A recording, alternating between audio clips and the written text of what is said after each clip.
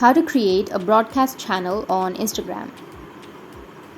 So if you want to create a broadcast channel on your Instagram, then what you need to do is first make sure that you have a stable internet connection. Once you have a stable internet connection, what you need to do is just simply open up your Instagram application. After opening your Instagram, go with the messages, which is on the top right. And from the messages, you need to go with the pencil shaped icon, which is again on the top right.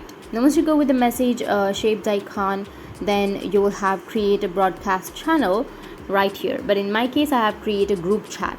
So in the same way, if you're using an iPhone, you will have an option of create a broadcast channel. So you just need to simply tap on the broadcast channel. After that, it will ask you to enter the channel name, the channel photo, the audience. You can go with followers or public or private. And you can also go with show channel on your profile if you want to. And once you enter all of the information, you can go with create broadcast channel, which will be on the bottom, and your broadcast channel will be created. So that's it. And if you have any questions, feel free to comment below. Thanks for watching.